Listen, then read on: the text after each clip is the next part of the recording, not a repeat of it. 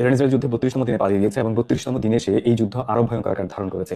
গত 24 ঘন্টায় বা 48 ঘন্টায় সবচেয়ে বড় ডেভেলপমেন্ট যেটা হয়েছে, ইরান নিউক্লিয়ার নন প্রলিফারেশন ট্রিটি বা এনপিটি থেকে টোটালি বেরিয়ে যাওয়ার জন্য পার্লামেন্টে বিল পাস হয়েছে। দ্যাট মিনস হচ্ছে ইরান এখন লিগালি তার কান্ট্রির রুল অনুযায়ী সে নন প্রলিফারেশন ট্রিটি থেকে যদি বেরিয়ে যায় তাহলে কিছু করার থাকবে না। এবং এটার মানে হচ্ছে সে আগামী দিনগুলোতে নিউক্লিয়ার এনার্জি রিলেটেড বা নিউক্লিয়ার রিলেটেড যে কোনো ধরনের পদক্ষেপ নেবে আইএইই কে সে জবাবদিহিতা করতে বাধ্য নয়। এবং যদি আইএইই কে জবাবদিহিতা করতে বাধ্য না হয়, দ্যাট আলটিমেট মিনিংস হচ্ছে নর্থ কোরিয়া বা পাকিস্তান যেভাবে গোপনে নিউক্লিয়ার পরমাণু নিউক্লিয়ার বম তৈরি করেছে সেটা আইএইএ জানতেও পারবে না। এবং তারা যদি গোপনে একটা পরীক্ষা টরীক্ষা চালিয়ে ফেলে, দ্যাট মিনস তাদের হাতে নিউক্লিয়ার ওয়েপন তৈরি হওয়া খুব সময়ের ব্যাপার, মানে স্বল্প সময়ের ব্যাপার।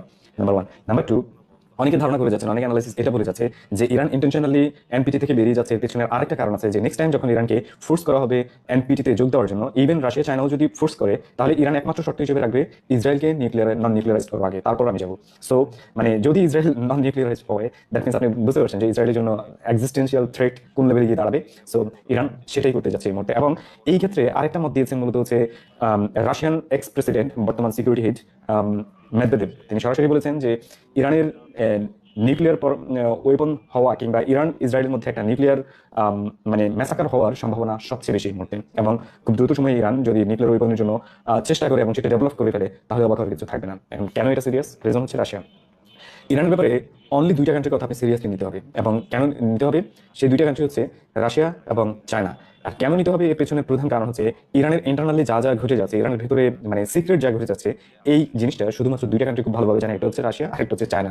এরা যখন বলে ইরানের ক্যাপাবিলিটি অমুক লেভেলের, আপনি বিলিভ করতে হবে, কারণ সত্যি সত্যি এই ক্যাপাবিলিটি তারা দিয়েছে। সো দ্যাটস ওয়াই যখন মেদভেদেভ বলেছে যে একটা নিউক্লিয়ার ওয়ারের দিকে এগিয়ে যাচ্ছে এবং নিউক্লিয়ার ম্যাসাকার হওয়ার চান্স রয়েছে, মানে আমরা এটা নিয়ে সিরিয়াস হতে হবে, এছাড়া উপায় নেই। এই মর্মে এখন ঠিক একই সিনারিওতে আসে ইউএই, মানে দুবাই সবচেয়ে ভয়াবহ কন্ডিশনে রয়েছে। ইউএই গতকালকে ইউএইতে সিরিয়াস একটা হামলা হয়েছে, যেখানে আমেরিকান 500-এর বেশি কমান্ডো, এলিট ফোর্স কমান্ডো এক জায়গায় হয়েছেন, যাদেরকে মূলত এখানে আনা হয়েছে আলটিমেট ল্যান্ড অপারেশন কিভাবে করা হবে সেই প্ল্যান এখান থেকে তারা তৈরি করার প্ল্যান করে যাচ্ছিল। সো ইরান ইন্টেল পেয়েছে, ইরানের কাছে সেই তথ্য ছিল, এবং যে জায়গায় তারা এক হয়েছে ঠিক একই জায়গায় ইরান রিলেন্টলেস মিসাইল অ্যাটাক করেছে। হতাহতের ব্যাপারে ইরান কিছু বলেনি, বাট এটা বলবে না খুব স্বাভাবিক। আর আমেরিকা এটা বলবে না যে তাদের এখানে 500 এক জায়গায় জড়ো হয়েছে, তাদেরকে অ্যাটাক করার পর কি ঘটেছে এটা বলা মুশকিল, কেউই বলবে না। অ্যাজ ওয়েল এজ ইরানের ক্লেম দিন দিন মানে স্ট্রংলি সত্যি হচ্ছে। ইরান যা যা বলছে তার প্রত্যেকটাই বাস্তবের রূপ নিচ্ছে। ইরান বলছে আমি কেরিয়ার অ্যাটাক করেছি, আমরা দেখেছি অ্যাটাক হয়েছে। ইরান বলছে আমরা ডেস্ট্রয়ার অ্যাটাক করেছি, আমরা দেখেছি অ্যাটাক হয়েছে। ইরান বলেছে আমরা ই3 সেন্ট্রি অ্যাটাক করেছে, হয়েছে। এবং ইরান বলেছে F-35 অ্যাটাক করেছে, হয়েছে। সো ইরান যখন বলেছে যে তারা 500 কমান্ডার জায়গায় জড়ো হয়েছে এবং অ্যাটাক করেছে, এটা খুব কম চান্স আছে যে মিথ্যা হওয়ার। সো এখন বাকিটা হচ্ছে আমেরিকার হাতে। আমেরিকা এটা সত্যটা প্রকাশ করবে কি করবে না তারাই বলতে পারে। বাট গতকালকে মেজর অ্যাটাক হয়েছে ইউএইতে, এবং এটা ভয়ঙ্কর আকার ধারণ করে যাচ্ছে ইউএইর ক্ষেত্রে। অন্তত ইউএই আসলে সাস্টেন কিভাবে করবে আমি বুঝতে পারছি না। আগামী দিনগুলোতে খুব বিপজ্জনক কিছু হতে যাচ্ছে ইউএইর ক্ষেত্রে। এবং ইউএইর এখন যে ড্যামেজের দিকে যাচ্ছে, মানে স্লোলি এখন যে ড্যামেজের দিকে যাচ্ছে, ইউএই সবচেয়ে বড় বিজনেস হচ্ছে রিয়েল এস্টেট। এবং এই রিয়েল এস্টেট বিজনেস যখন কলাপস করবে, ইউএইটা আসলে তেমন থাকার মতো কিছু নেই। এবং মেজর বেশ কিছু ইনভেস্টর যারা ইউরোপিয়ান ইউএস থেকে এখানে এসে ইনভেস্ট করেছিল রিয়েল এস্টেটে, তাদের প্যানিক চূড়ান্ত লেভেলে চলে গেছে। 20-30% অলরেডি এন্টার মার্কেট ডাউন হয়ে গেছে রিয়েল এস্টেটের। এবং রিয়েল এস্টেটের যারা লাস্ট একজন শুধুমাত্র তার একটা মানে এক্সপিরিয়েন্স ঠিক এভাবে শেয়ার করেছে যে গত 5 মাস ধরে যেসব ভাইয়াররা একটা করে অন্তত ফ্ল্যাট কেনার জন্য তার পিছিয়ে পিছিয়ে ঘুরেছে, দামের সাথে গুলি উঠতে পারছে না, তাদেরকে সে মেসেজ করে যাচ্ছে যে অ্যাটলিস্ট 20% লেস প্রাইসে এখন কাস্টমার আনসার দিচ্ছে না। দ্যাট মিনস হচ্ছে মার্কেটের উপর এখন কারো কোনো ট্রাস্ট নেই। ইউএই মার্কেট ইটস গন, অনেক নিচে নেমে গেছে। ইউএই মার্কেট বলতে এখন তেমন কোনো কিছু সেভাবে নেই।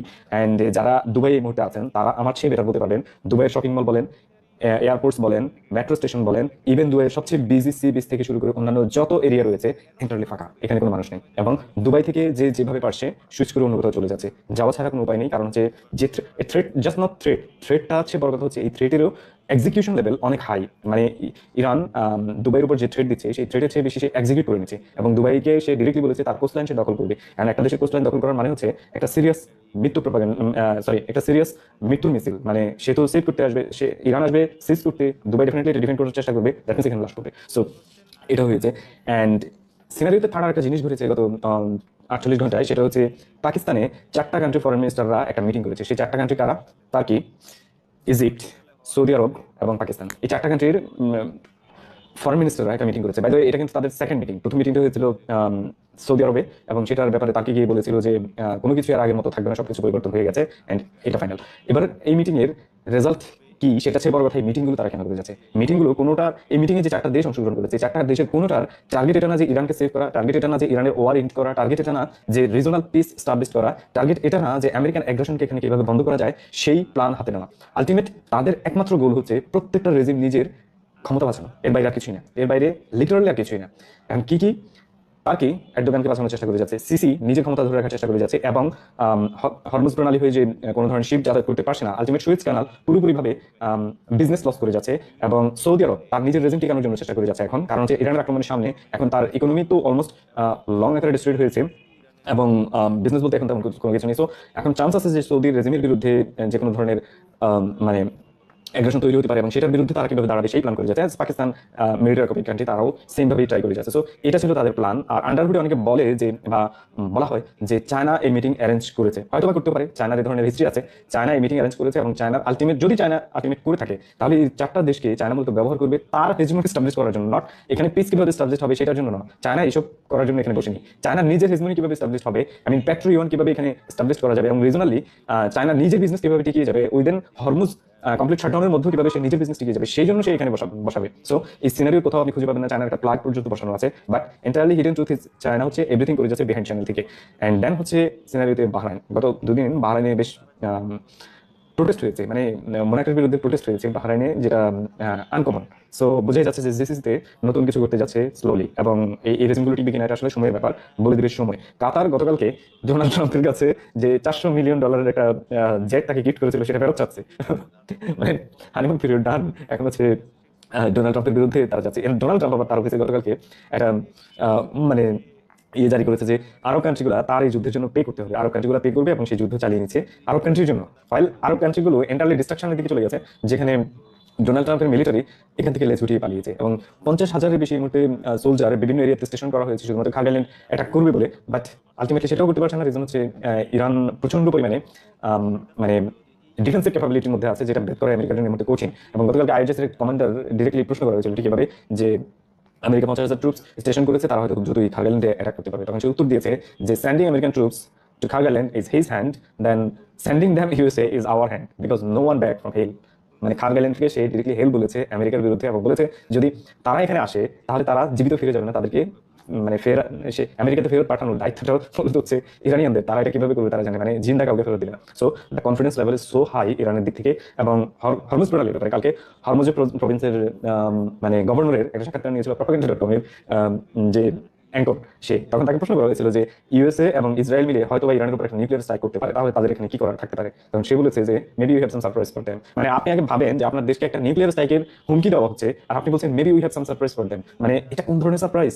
আপনি আগে ভাবেন এটা কোন ধরনের সারপ্রাইজ। মিনস হচ্ছে ইরানের হাতে সারপ্রাইজিং পাওয়ার ক্যাপাবল কোনো কিছু আছে, যেটা হয়তো বা নিউক্লিয়ার ডিজাস্টারকেও হার মানিয়ে দিতে পারে, এবং ইসরায়েলের এক্সিস্টেন্সিয়াল থ্রেট যেটা আছে এটা রিয়েল লাইফ এক্সিস্টেন্স করতে পারে।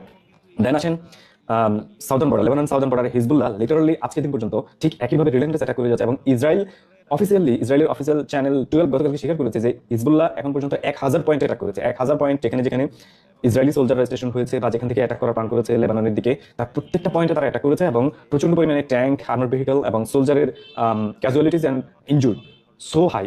গতকালকে এক জায়গা থেকে শুধুমাত্র ইসরায়েলি 12টা হেলিকপ্টার তাদের সোলজারদেরকে ইভাকুয়েট করেছে, যারা হয়তো কেউ মৃত্যুবরণ করেছে, কেউ সিরিয়াস ইনজুর্ড হয়েছে, অথবা কেউ সেখানে আটকে থাকতে পারছে না, সেখান থেকে তাদেরকে ইভাকুয়েট করা হয়েছে। সো হিজবুল্লাহর যে স্ট্রেংথ এই মুহূর্তে দেখা যাচ্ছে, মানে হিজবুল্লাহ যেভাবে এই মুহূর্তে গ্রাউন্ড অ্যাটাকের বিরুদ্ধে লড়ে যাচ্ছে, আপনি কি আমি গ্যারান্টি দিয়ে বলতে পারি এই যে 32 দিনের ওয়ার হচ্ছে তার মধ্যে সবচেয়ে ইন্টেন্স ওয়ারটা হচ্ছে মূলত হিজবুল্লাহর সাথে, এবং এটা ভয়াবহ। এবং নেতানিয়াহু পর্যন্ত খাবি যাচ্ছে যে সে এখানে আসলে এটাকে মোকাবিলা করবে কিভাবে।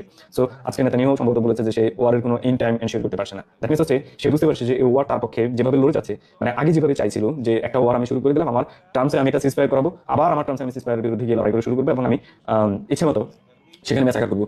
এখন আর সিজফায়ার তার টার্মসে হচ্ছে না, এখন সিজফায়ারের জন্য সে যতই চেষ্টা করুক হচ্ছে না, সিজফায়ার হচ্ছে না, এবং রিলেন্টলেস অ্যাটাক মোকাবিলা করতে হচ্ছে। কালকে ইসরায়েলের হাইড্রো পোর্টের 4% কমপ্লিটলি ডিস্ট্রয়েড হয়েছে, এবং সেখানে তাদের ফিউল রিজার্ভ, বিপির ফিউল রিজার্ভ কমপ্লিটলি ডিস্ট্রয়েড হয়েছে। এবং একইভাবে টেবা ফার্মা হচ্ছে মূলত একটা ফার্মাসিউটিক্যালস জেনেরিক প্রোডাক্ট প্রস্তুতকারী প্রতিষ্ঠান, যারা হচ্ছে ওয়ার্ল্ডের one of the biggest generic র ম্যাটেরিয়ালস প্রস্তুত করে, তাদের প্রতিষ্ঠানে এন্টারলি ডিস্ট্রয়েড হয়ে গেছে। সো আপনি বুঝতে পারছেন যে ইরানের অ্যাটাকের লেভেলটা কোন লেভেলের হাই হচ্ছে, এবং কোন লেভেলের প্রেসিশন অ্যাটাক করে যাচ্ছে, যে যেখানে চাচ্ছে সেখানে অ্যাটাক করতে পারছে, এবং যেভাবে চাচ্ছে সেভাবেই অ্যাটাক করে মূলত ইসরায়েলকে এই মুহূর্তে নাস্তানাবুদ করতে পারছে। অ্যান্ড আসেন একইভাবে আরব কান্ট্রিগুলো এই মুহূর্তে সবচেয়ে বেশি ওয়ার নিয়ে খাবি খাচ্ছে। আরাকসি গতকালকে ক্লিয়ারলি ইরানকে বলেছে, সরি, ইরানের আরাকসি গতকালকে ক্লিয়ারলি ডিরেক্টলি সৌদি আরবকে বলেছে যে এখন টাইম হয়েছে আমেরিকাকে অ্যাবন্ডন করা, আমেরিকাকে বাদ দেওয়া। ঠিক আছে, ডিরেক্টলি বলেছে। অ্যান্ড এই ডিরেক্টলি মিনিং কিন্তু ডেঞ্জারাস। মানে হচ্ছে আরাকসির এই স্টেটমেন্ট ক্লিয়ারলি মিন করে যে এই রিজনে আমেরিকাকে আর কোনোভাবে দাঁড়াতে দেওয়া হবে না। এখন সৌদি আরব এটা মানলে তো ভালো, না মানলে তাদের কপালে শনি আছে, এটাই মূলত এখানে আছে। মানে এই ছোট্ট স্টেটমেন্টের মিনিংসটা ঠিক এরকম। সো এখন পর্যন্ত ইসরায়েলের এই ওয়ার মেশিনের কারণে সারা আরব রিজন থেকে সব মিলিয়ে 6 মিলিয়নের বেশি মানুষ ডিসপ্লেসড হতে বাধ্য হয়েছে, যার মধ্যে 2.1 মিলিয়ন মূলত হচ্ছে গাজাতে, 3 মিলিয়ন ইরানে এবং মোর দেন 1 মিলিয়ন লেবাননে। আর বাকিদের কথা নাই বললাম, যেমন হচ্ছে আনসারুল্লাহকে অ্যাটাক করতে গিয়ে, হুতিকে অ্যাটাক করতে গিয়ে ইয়েমেনে বিশাল ডিসপ্লেসমেন্ট হয়েছে, এবং ইরাকে ডিসপ্লেসমেন্ট হয়েছে, সিরিয়াতে ডিসপ্লেসমেন্ট হয়েছে। আমি 6 মিলিয়ন বলছি 3 কান্ট্রি মিলে। আবার আপনি যদি এটাকে আরো বর্ডার আকারে ধরেন, এটা হয়তো 10 মিলিয়ন ছাড়িয়ে যেতে পারে। সো মিডল ইস্টের ক্যান্সার অ্যাকচুয়ালি ইসরায়েল, এবং how this Israel become cancer এটা অলরেডি এখানে প্রমাণিত, এবং এর সলিউশন মাস্ট লাগবে। এবং এই সলিউশনটা কেউ করতে পারবে কিনা জানি না, তবে ইরান এখন যেভাবে এগুচ্ছে, যদি ইরান তার স্ট্রেন্থ ধরে রাখতে পারে এবং ইসরায়েল ইউএসএ কে এইভাবে জবাব দিয়ে যেতে পারে টানা, সলিউশন হতে পারে। Thank you.